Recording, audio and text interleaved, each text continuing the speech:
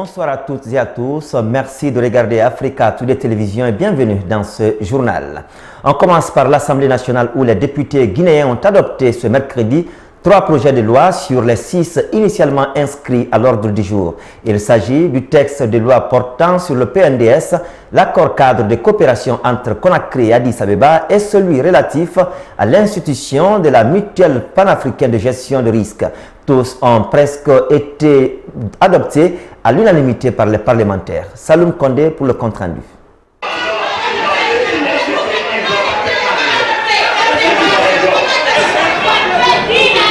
Vous me permettrez de poser mes questions. C'est un concert d'insultes que l'on a assisté à l'entame de cette plénière entre les députés libéraux démocrates et ceux du RPG Arc-en-Ciel. Cela ne pouvait nullement surprendre car l'honorable Ousmane Gawal Diallo, dans sa prise de parole, a sermonné le chef de l'État suite à l'intervention du président de la commission économique énumérant quelques risques liés à l'application du PNDS, un des projets de loi soumis à l'adoption. L'objectif global de ce plan, c'est donc d'opérer cette véritable transformation structurelle de notre économie pour en promouvoir une croissance forte et de qualité, c'est-à-dire une croissance dans la durée.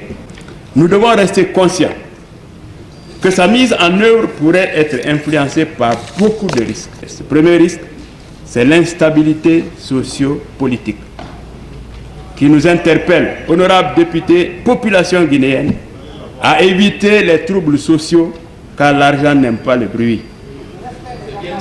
Deuxièmement, le deuxième risque, c'est notre forte dépendance vis-à-vis des financements extérieurs. Dans l'habituel exercice des questions dont les parlementaires posent aux initiateurs des différents projets de loi, l'incertitude d'atteindre les objectifs revenait à tout moment. Les réponses à ces préoccupations ont été précisées par ces ministres. La Guinée est à la croisée des chemins.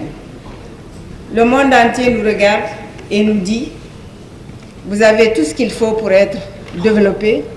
On ne comprend pas pourquoi vous êtes à ce niveau-là. » Donc, à travers le plan, ce sont ces préoccupations-là qu'on a voulu revoir tout au long du processus de PPBSE, c'est-à-dire planification, programmation, budgétisation, suivi, évaluation.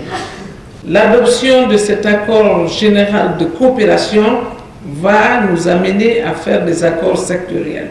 Et pour la suppression des visas, bien évidemment, c'est le domaine régalien du ministère des Affaires étrangères. Nous allons nous employer à cela. Au sortir de la dite plénière, le président des libéraux démocrates qui a demandé à son groupe parlementaire de s'abstenir au vote sur le PNDS a manifesté son mécontentement. Mais écoutez, il n'y a absolument rien de cohérent dans ce plan. Ni le mode de financement, ni les objectifs, rien n'est cohérent. Ça veut dire que vous prenez le document, vous le lisez, vous vous rendez compte comme si c'était un rêve. De part et d'autre, des recommandations ont été formulées pour enrichir le programme national de développement économique et social 2016-2020. Les cadres guinéens et les représentants de la société IREC se penchent actuellement à Conakry sur la validation des études techniques finales de l'aménagement du barrage à but multiple de Fomi. Pendant 2 jours, les participants vont analyser en détail les études de faisabilité réalisées sur le terrain par la société chinoise Yellow River Engineering Consulting. Soare Boubacar, explication. La réalisation de cette étude de faisabilité du barrage Fomi fait partie des protocoles d'accord signés lors de la visite de travail du chef de l'État guinéen en Chine. De 1922 à nos jours, ce site a fait l'objet de plusieurs études de réalisation qui se sont soldées par l'échec. Et pour cette fois-ci, les populations de la Haute-Guinée à travers le gouverneur de la région espèrent que c'est la bonne. Plusieurs décennies, le peuple de Guinée réclame la mise en valeur de ce barrage. Mais aujourd'hui, nous pouvons nous en réjouir.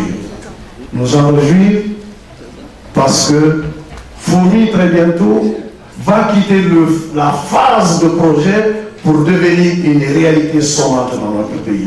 Cette étude menée par IREC prend en compte tous les aspects, tant sur le plan environnemental que socio-culturel. Rien n'a été occulté d'après cette présentation, d'où la satisfaction du ministre en charge de l'énergie. Aujourd'hui, c'est un rêve qui va se réaliser. Un rêve de plusieurs décennies. Il y a des hommes et des femmes de la Haute-Guinée qui se sont battus pour que ce barrage soit réalisé. Ils ne sont pas parmi nous aujourd'hui. En leur mémoire, nous allons nous battre pour que ce barrage-là soit réalisé.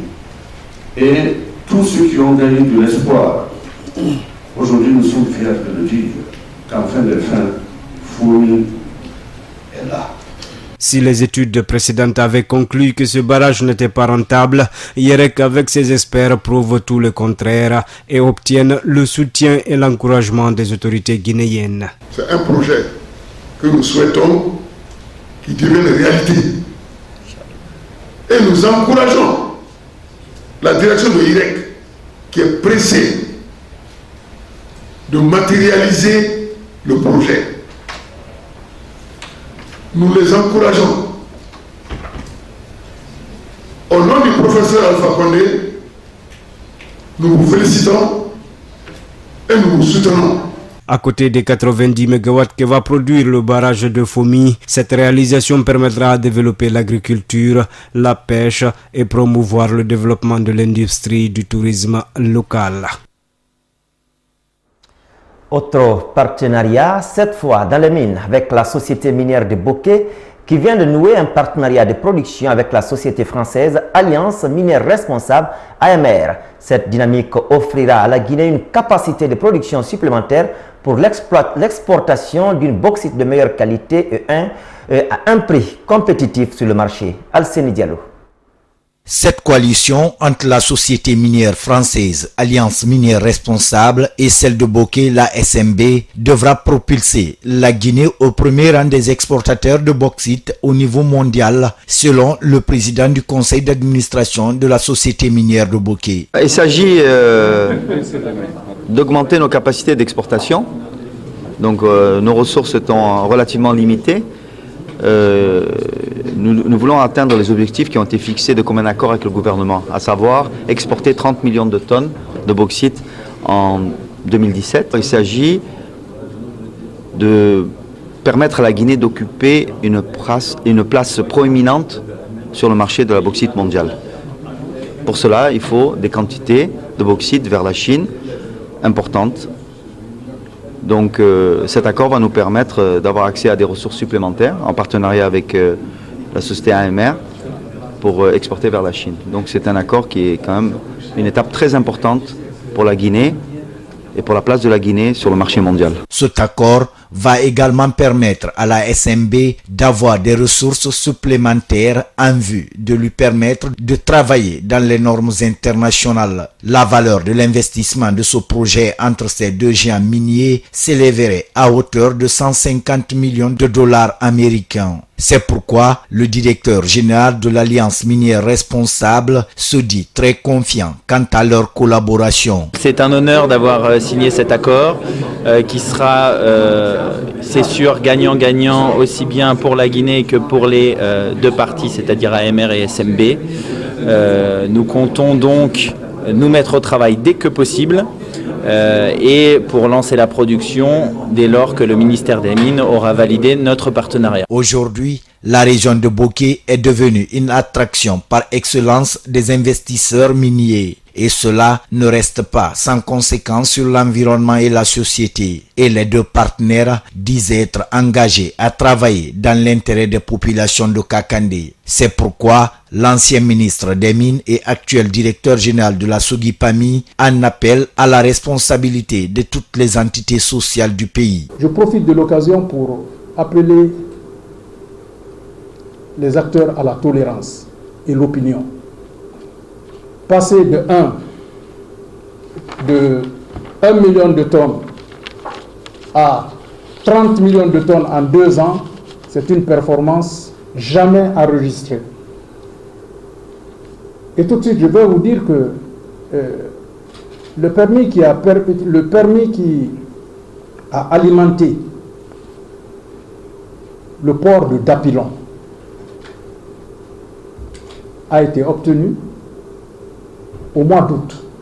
Et au mois d'octobre, l'exportation a commencé. À mon avis, c'est la performance d'exploitation la plus rapide jamais constatée dans l'histoire de la mise en exploitation d'un permis bauxitique. pour calmer les remous sociaux actuellement enregistrés dans la zone. Espérons que ce partenariat sera aussi dans l'intérêt des populations. Le renforcement de capacité du personnel de gestion budgétaire, c'est désormais l'une des priorités du ministère de la Justice, garde des Sceaux. Un atelier s'est ouvert ce mercredi à Conakry dans ce sens et il est axé sur la restitution et la validation de l'étude faite sur les structures financières. Omar Sow, explication. L'objectif recherché par ce présent atelier est d'améliorer le fonctionnement du circuit budgétaire de la division administrative financière, ainsi que l'élaboration et la mise en application d'un certain nombre de textes pour mieux encadrer le recouvrement des recettes. Le ministère de la Justice figure parmi les 7 départements conviés à initier le budget dans le cadre des dépenses à moyen terme. Une fois que le budget est déconcentré tel que indiqué dans les discours, indiqué dans les documents, ça amène une certaine efficacité de l'exécution du budget.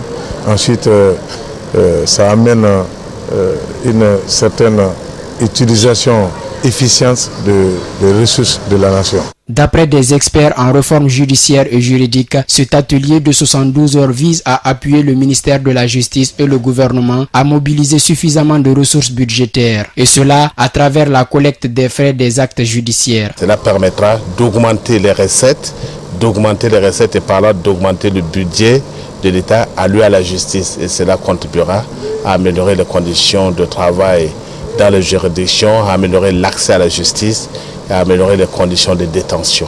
Au dire du représentant du ministre de la Justice, les différentes juridictions du pays jusque-là ont du mal à fonctionner. Pour cause, ces institutions sont confrontées le plus souvent à une indisponibilité budgétaire. Pour Hassan II Diallo, ce séminaire va permettre désormais aux participants de se doter d'outils nécessaires pour l'accomplissement correct de leur travail. À partir de cet atelier, l'objectif visé, c'est de leur permettre d'avoir les connaissances requises pour élaborer un programme adéquat, un programme juste qui reflète les besoins réels du service dont ils relèvent. Au terme des travaux, des textes seront élaborés pour être soumis au gouvernement à travers le ministère de la Justice, celui des Finances et du Budget pour la création des régies de recettes.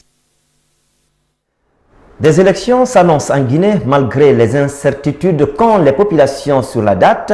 L'ONG Search for Common Ground met les bouchées doubles pour prévenir des violences électorales et communautaires. À travers un système d'alerte précoce et de réponse rapide, Search for Common Ground souhaite minimiser les dégâts électoraux en Guinée. Bountourabi Keita.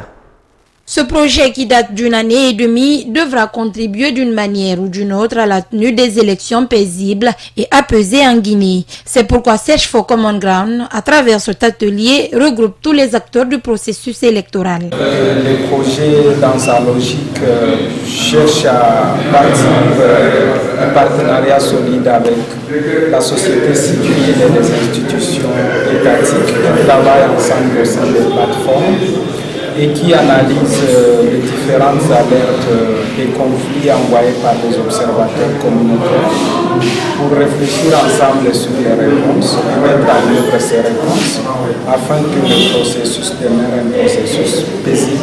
Selon un rapport d'Amnesty International, au cours de la campagne électorale de 2015 en Guinée, des affrontements entre militants et sympathisants des différents partis politiques avaient fait 3 morts et 80 blessés à Conakry. Même si ces violences ne sont pas propres qu'à la Guinée, le concours de chacun et de tous pourrait être indispensable pour des élections sans conflit. Toutes les sociétés connaissent des phénomènes de violence. Que ces sociétés soient occidentales, américaines, africaines, elles connaissent tous ces phénomènes de violence. La violence est inhérente à toutes les sociétés, mais nous travaillons chaque fois à apaiser les conflits et ceux qui prennent part à ces conflits. C'est la sensibilisation, peut-être c'est ce type de formation-là qui peut faire que des gens vont être conscientisés à faire moins de casse. Ce projet est financé par les États-Unis à travers Search for Common Ground, soucieux du maintien de la paix autour du monde. Justice Makers, c'est le prix dont vient de bénéficier le Guinéen Dr Ibrahima Sory Diallo depuis la Suisse. Le concours a regroupé des juristes et avocats du monde. Sur les 10 nominés, c'est le coordinateur du bloc de l'opposition constructive et membre de Prisonniers sans frontières qui est arrivé en tête pour la session 2017. Moussa Sefa Kamara l'a rencontré ce mercredi, suivez son compte rendu. Un prix qui est le résultat d'un travail de dur labeur effectué par le récipiendaire. Médecin de formation, Ibrahima Souri Diallo s'invite sur le terrain des droits de l'homme et triomphe avec succès. Il explique ici les mécanismes de la dite compétition.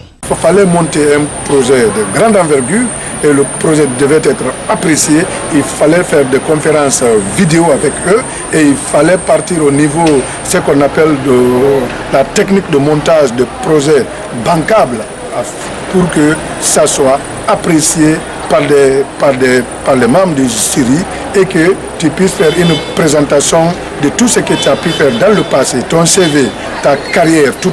Donc c'est pour dire que c'était difficile. Le lauréat du prix Justice Makers de l'année 2017 se réjouit et ne compte pas s'arrêter là. Très content d'être retenu premier et lauréat Afrique. Alors ce n'est pas, ça ne sera pas une première. J'invite les autres Guinéens aussi de compétir. C'est chaque année, Justice Maker. Donc c'est connu de tous les juristes du monde.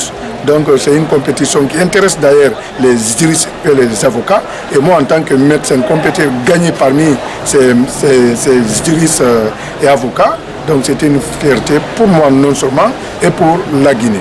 En sa qualité de représentant de l'ONG Prisonniers sans frontières en Guinée, Ibrahima Souri Diallo entreprend déjà des activités allant dans le sens de l'amélioration des conditions carcérales dans les prisons guinéennes. Que le milieu carcéral guinéen soit un milieu favorable et un milieu, c'est-à-dire où il est bon de vivre. Donc on constate que c'est une privation c'est-à-dire de liberté qui est là, mais pas un problème de torture et de détention illégale. Le lauréat du prix Justice Makers 2017 est aussi président d'un parti politique, quand bien même, rien de tout cela ne l'empêche de faire des progrès dans d'autres activités.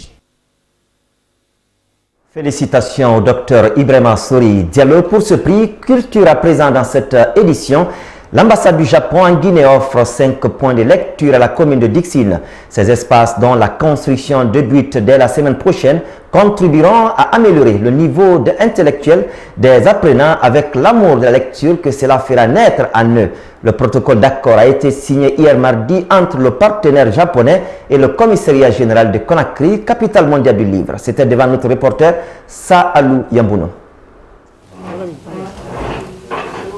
Offrir à la Guinée 1000 points de lecture d'ici le 22 avril 2018, date de la fin du mandat de l'événement Conakry, capitale mondiale du livre. C'est l'objectif que s'assigne le commissariat général du plus grand événement littéraire de l'année 2017. Pour l'atteinte de cet objectif, des partenaires de la Guinée se mettent à l'œuvre. L'ambassade du Japon vient de jouer sa partition en offrant au pays 5 points de lecture. Ces édifices seront construits dans la commune de Dixine. Ils viennent fortifier les relations de coopération entre Conakry et Tokyo. Il y a beaucoup de valeurs, il y a beaucoup de pensées, il y a beaucoup d'idées. Donc, depuis l'enfance, il faut habituer à lire les livres pour savoir tous les savants, tous les scientifiques. Ils ont fait beaucoup de lectures depuis l'enfance. Les sites ont été déjà identifiés, le protocole d'accord signé et il ne reste plus que le démarrage des travaux qui ne devraient plus tarder, à en croire le commissaire général de Conakry, capitale mondiale du livre. Sansi Kabadiakité voit en ce acte un autre cap franchi dans le cadre de la matérialisation de ses ambitions dans le domaine du livre en République de Guinée. C'est un petit pas pour le livre dans le monde, mais c'est un grand pas pour nous, Conakry, capitale mondiale du livre. 5 points de lecture dans la commune de Dixine. Je pense que le Japon vient d'ouvrir vraiment le chemin. Et pour les autorités de Dixine, c'est une réjouissance. Ça apporte un immense plaisir pour ma commune parce que nos enfants qui partaient loin à la recherche des points de lecture se retrouvent tout à fait à côté. Donc réellement c'est une joie immense pour la commune de Dixine. Je remercie l'ambassadeur et nous promettons appuyer l'action, c'est-à-dire matérialiser l'action par la lecture que les enfants procéderont dans les différents points de lecture. Ces 5 points de lecture, une fois construits, viendront s'ajouter aux autres bâtis dans les communes de Ratoma et Matam.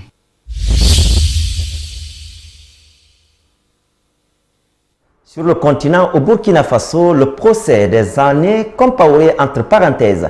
Le dernier gouvernement du président déchu est jugé pour son rôle dans la répression de l'insurrection de 2014. Sauf que la défense récuse la Haute Cour de justice, un tribunal dont les arrêts sont sans recours possible. Disposition contraire à la loi fondamentale et c'est ce qu'estime le Conseil constitutionnel burkinabé. Sa décision met alors un point d'arrêt à un procès pourtant attendu. Regardez. Awa Savadogo est l'avocate de 2 des anciens ministres cités dans ce procès. Pour elle, la décision du Conseil constitutionnel était inévitable. C'est une décision que je salue parce qu'elle reconnaît la force de la loi. Nous sommes d'accord qu'il y ait procès, mais nous sommes aussi et surtout exigeants que le procès se tienne dans les conditions normales. Les sages reprochent notamment l'impossibilité de faire appel ou de se pourvoir en cassation une fois le jugement rendu. Cela viole les principes d'un procès équitable, principes prévus par les conventions internationales auxquelles adhère le Burkina Faso. Le procès n'est pas remis en cause, mais la Haute Cour de justice doit se mettre à jour. La Cour doit attendre que la loi soit simplement modifiée avant de pouvoir continuer le procès. J'attends certains avocats qui commencent à parler d'abandon des poursuites. Ce n'est pas possible que les poursuites soient abandonnées. C'est pas possible parce que abandonner les poursuites, c'est consacrer une impunité. Pour que les statuts de la Haute Cour soient modifiés, il faut un vote au Parlement. Cela pourrait prendre plusieurs semaines, voire quelques mois, avant que le procès puisse à nouveau se tenir devant une Haute Cour aux normes. Les organisations de la société civile tapent du poing sur la table. Ils attendaient d'un procès, franchement, ils attendaient qu'on dise, voilà, mon fils est mort parce qu'un tel a donné l'ordre de tirer. Aujourd'hui, il n'y a pas ça. Pour encore narguer les gens, on nous dit qu'il faut relire les lois. Ça prend combien de temps? C'est la même chose au fait, il n'y a rien qui a changé. Donc les gens sont déçus, les gens attendaient mieux. Le Burkina vaut mieux que ça. La Haute Cour de justice se réunissait ce mardi. On devrait en savoir plus dans les quelques heures ou quelques jours à venir sur la suite à donner à ce dossier et peut-être savoir si le procès pourra se tenir avant la fin de l'année.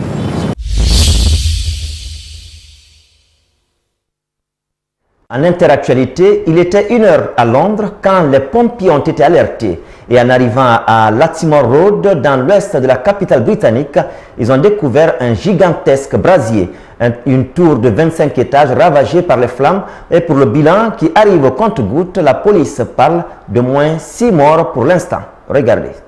Des rescapés sous le choc à qui l'on prodigue les premiers soins. À quelques mètres de là, leur immeuble dévoré par les flammes. Des fenêtres du bâtiment, on aperçoit des habitants pris au piège. Depuis plusieurs heures, plus de 200 pompiers luttent contre l'incendie qui ravage cette tour de 27 étages dans le quartier de North Kensington, dans l'ouest de Londres. On a reçu beaucoup d'appels. Le premier à 0h54 du matin. En moins de 6 minutes, nos premiers effectifs étaient sur place. Il y avait de la fumée partout, partout. Des gens au rez-de-chaussée et des morceaux du bâtiment en feu qui tombaient. J'ai entendu des cris. C'est clair, les résidents des étages supérieurs dormaient encore lorsqu'ils ont été surpris par les flammes. Franchement, je suis pas sûr que la moitié d'entre eux aient pu s'échapper. Il y avait des enfants aux fenêtres, mais les pompiers ne pouvaient pas atteindre les étages du haut. Difficile en effet pour les pompiers de pénétrer à l'intérieur de l'édifice. L'incendie, dont on ne connaît pas encore l'origine, s'est propagé du 2e au 27e étage de cette tour HLM de 120 appartements. Les habitants d'une partie des bâtiments voisins ont eux aussi été évacués de crainte que l'immeuble ne s'effondre. Le quartier est bouclé. Moi, j'ai entendu des gens qui criaient à l'aide. Ça venait du 20e, du 19e étage. Et puis plus rien. Je ne sais pas ce qui leur est arrivé. Je n'ai jamais vu ça de ma vie. On dénombre une 50aine de blessés. Quant au nombre de morts, les autorités n'ont pas caché qu'elles s'attendent à un carnage vu l'ampleur du sinistre. La police a aussi informé que les opérations de recherche s'annoncent complexes et risquent de prendre plusieurs jours. Dans l'actualité encore, le Conseil des ministres à forte charge symbolique en France. C'est aujourd'hui que François Bayrou, le ministre de la Justice, a présenté le projet de loi sur la moralisation de la vie publique. Un texte censé en finir avec les affaires qui empoisonnent la vie politique. Mais hasard du calendrier, le garde des Sceaux est lui-même mis en cause dans une affaire d'emploi fictif présumé. Regardez. Voici des révélations embarrassantes qui pourraient bien fragiliser l'un des ministres clés du gouvernement. Dans la tourmente, le garde des Sceaux François Bayrou. Alors président du MoDem, il dispose d'une secrétaire particulière. Mais en 2010, cette dernière signe un avenant à son contrat et devient également l'assistante parlementaire de la députée européenne Marielle de Sarnez. La moitié puis les 2/3 de sa rémunération auraient été réglés par le Parlement européen. C'est ce qu'affirme le Canard enchaîné.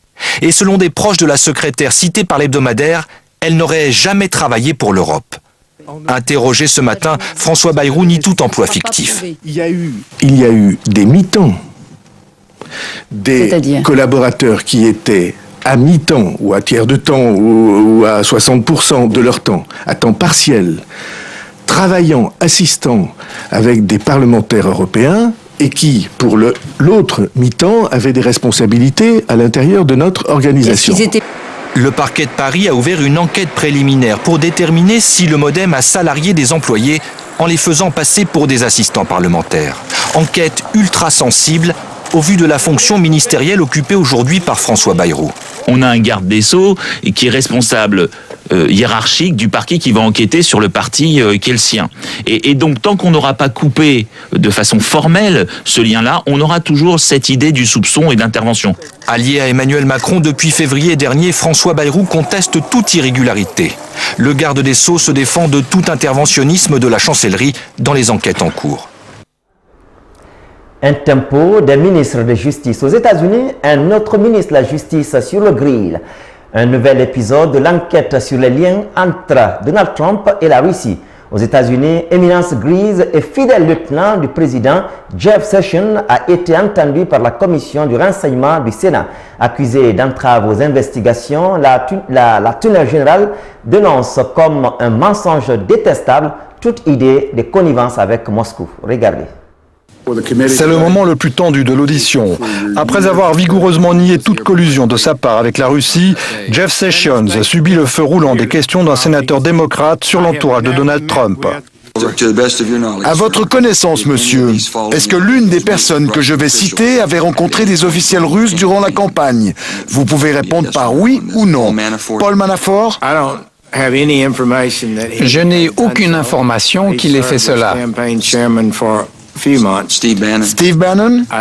Je n'ai pas d'information qu'il l'ait fait. Le général Michael Flynn? Je ne me souviens pas. Reince Priebus? Je ne me souviens pas. Steve Miller? Je ne me souviens pas qu'il ait eu une telle conversation.